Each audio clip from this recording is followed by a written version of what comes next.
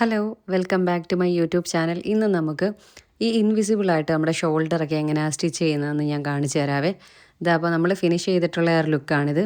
അപ്പോൾ ഇതുപോലെ എങ്ങനെയാണ് ഇൻവിസിബിളായിട്ട് നമ്മുടെ ഈ ഷോൾഡറിൻ്റെ സ്റ്റിച്ചുകളൊന്നും വെളിയിൽ കാണാതെ എങ്ങനെ സ്റ്റിച്ച് ചെയ്യാൻ നമുക്കൊന്ന് നോക്കാം. അപ്പോൾ വീഡിയോയിലോട്ട് പോകാം. ആദ്യം തന്നെ നമ്മളിവിടെ ആ ഒരു ബാക്കിലത്തെ നെക്കിൻ്റെ ലൈനിങ് ഒന്നും പിടിപ്പിക്കാതെ ഞാനിവിടെ എടുത്തിട്ടുണ്ട്. നമ്മൾ നെക്കിൻ്റെ പോർഷൻ ഒന്ന് പിടിപ്പിച്ച് വെച്ചിട്ടുണ്ട്. അതല്ലാതെ നമ്മൾ ലൈനിങ് ഫിക്സ് ചെയ്ത് വെച്ചിട്ടില്ലേ അവിടെ. അപ്പോൾ ഇനി നമുക്ക് ഫ്രണ്ടിലത്തെ ആ ഒരു പോർഷൻ എടുക്കാം. എന്നിട്ട് ഇതിൻ്റെ എക്സസ് ആ ഷോൾഡറിൻ്റെ ഭാഗത്ത് നിന്ന് ആ ഒരു എക്സസ് പീസുകളൊക്കെ നമുക്കൊന്ന് കട്ട് ചെയ്ത് മാറ്റാം ആദ്യമേ. എന്നിട്ട് ഈ ബാക്ക് വശത്തിൻ്റെയും ഫ്രണ്ടിൻ്റെയും ആ ഒരു രണ്ട് പോർഷനും കൂടി ഒന്നിച്ച് ഇതുപോലെ ഒന്ന് വെച്ച് കൊടുക്കാം. നല്ല വശമാണ്, നല്ല വശം ഒന്നിച്ചൊന്ന് ചേർത്ത് വെച്ച് കൊടുക്കാം. പിന്നെ ഈ ഒരു പീസിൽ നമുക്കിത് ജസ്റ്റ് ഒന്ന് ആദ്യം ഒന്ന് തയ്ച്ചെടുക്കാവേ. അപ്പോൾ ഇതിൻ്റെ നെക്കിൻ്റെ പോർഷൻ വരുന്നിടം നമ്മൾ ഒരുപോലെ ആയിരിക്കണം ഇരിക്കേണ്ടത്. ഈ ഷോൾഡറിൻ്റെ പോർഷൻ അങ്ങോട്ടും ഇങ്ങോട്ടും ഇച്ചിരി ഒരു ശകലം മാറിയാലും കുഴപ്പമില്ല. പക്ഷേ നെക്കിൻ്റെ പോർഷൻ രണ്ടിൻ്റെയും നല്ല വശം ഒരുപോലെ ഒരേ അളവിലായിരിക്കണേ. അങ്ങനെ നമ്മളൊന്ന് സ്റ്റിച്ച് ചെയ്ത് ജസ്റ്റ് ഒരു സ്റ്റിച്ച് ചെയ്തെടുത്തിട്ടുണ്ട്. എന്നിട്ട് ലൈനിങ് നമ്മൾ ഇപ്പുറത്തേക്ക് ഇട്ട് കൊടുത്തിട്ടുണ്ട്. അപ്പം ലൈനിങ്ങിനും നല്ല ആ ഒരു നമ്മുടെ മെറ്റീരിയലിൻ്റെ ഇടയ്ക്കായിട്ട് വരും നമ്മുടെ ആ ഒരു ഫ്രണ്ടിലത്തെ പോർഷൻ. ബാക്കിൻ്റെ ലൈനിങ്ങിൻ്റെയും അതുപോലെ ആ ഒരു നമ്മുടെ ക്ലോത്തിൻ്റെയും ഇടയിലായിട്ട് വരും നമ്മുടെ ആ ഒരു ഫ്രണ്ടിലത്തെ. ഞാനിത് വെച്ച് കാണിക്കുന്നത് നിങ്ങൾക്ക് കാണാമല്ലോ. അപ്പോൾ അത് മനസ്സിലാകാൻ വേണ്ടി ഞാൻ പറഞ്ഞതേ ഉള്ളൂ. അതിനിടയിലായിട്ടാണ് നമ്മുടെ ആ ഒരു ഫ്രണ്ടിലത്തെ ആ ഒരു പീസ് വരുന്നത്. ഇനിതാ നമുക്ക് ഈ ലൈനിങ് കൂടി ഇതുപോലെ ചേർത്ത് വെച്ചിട്ട് ഒന്ന് അടിച്ചെടുക്കാവേ. അപ്പോൾ ഇത്രയേ ഉള്ളൂ നമ്മുടെ ഈ ഇൻവിസിബിളായിട്ട് നമ്മുടെ ഷോൾഡർ സ്റ്റിച്ച് ചെയ്യുന്നത്. വളരെ എളുപ്പത്തിൽ തന്നെ ചെയ്തെടുക്കാം. പിന്നെ ഇതിൻ്റെ കൂട്ടത്തിൽ ഞാൻ വേറൊരു കാര്യം കൂടി പറഞ്ഞു തരുന്നുണ്ട്. അത് ലാസ്റ്റ് ഞാൻ ആഡ് ചെയ്തിട്ടുണ്ട് ഈ വീഡിയോയുടെ ലാസ്റ്റ്. അപ്പോൾ ഈ വീഡിയോ ഫുള്ളായിട്ട് കാണണേ. അടുത്ത സൈഡും കൂടി നമുക്കിതുപോലെ തന്നെ ഒന്ന് ജോയിൻറ്റ് ചെയ്ത് കൊടുക്കാവേ.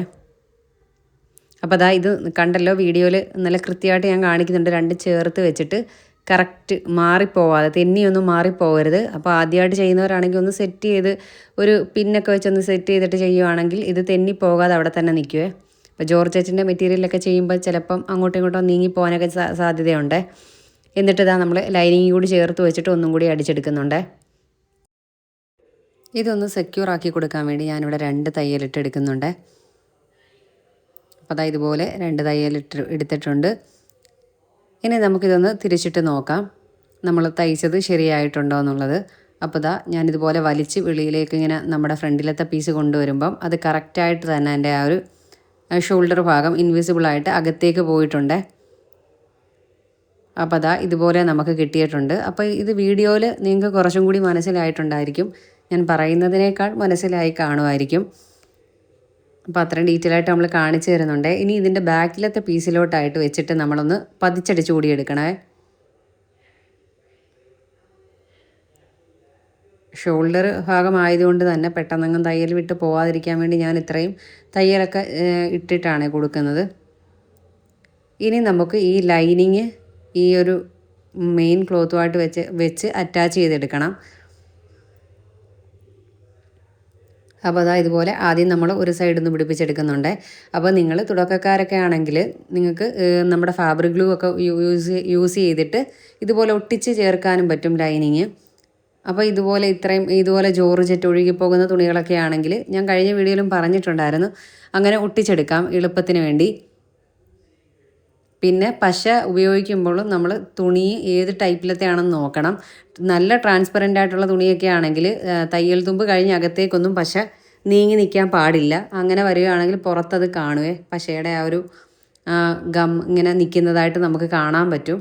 അപ്പോൾ അതൊക്കെ ശ്രദ്ധിച്ചിട്ട് വേണം നമ്മൾ ഒട്ടിച്ചെടുക്കാൻ. അരികിലൂടെ മാത്രമേ ഒട്ടിച്ചെടുക്കാവുള്ളൂ. പിന്നെ അതാ ഈ സൈഡ് കൂടി നമ്മളൊന്ന് കറക്റ്റിലൊന്ന് വെച്ചിട്ട് നമ്മൾ സ്റ്റിച്ച് ചെയ്തെടുക്കുന്നുണ്ട്. ഞാനിവിടെ ഇതിങ്ങനെ സ്റ്റിച്ച് ചെയ്താണ് എടുക്കുന്നത്. നമ്മൾ സ്ഥിരം തയ്ക്കുന്നവർക്കാവുമ്പോൾ ഇത് വലിയ കുഴപ്പമില്ലാതെ അങ്ങ് ചെയ്യാൻ പറ്റുമേ. പിന്നെ ഇതിൻ്റെ അടിഭാഗം കൂടി, ലൈനിങ്ങിൻ്റെ അടിഭാഗം കൂടി നമ്മളിതുപോലെ അകത്തേക്ക് മടക്കി ഒന്ന് തയ്ച്ചെടുക്കുന്നുണ്ട്. എന്നിട്ട് ഈ എക്സസ് വരുന്ന പീസുകളെല്ലാം ഈ ലൈനിങ്ങിൻ്റെ നമുക്കൊന്ന് കട്ട് ചെയ്ത് ഒന്ന് റെഡിയാക്കി എടുക്കണേ. പിന്നെ ഇതിൻ്റെ ലാസ്റ്റായിട്ട്, ഈ വീഡിയോയുടെ ലാസ്റ്റായിട്ട് ഞാനൊരു ട്രിക്ക് കൂടി പറഞ്ഞു തരുന്നുണ്ട്.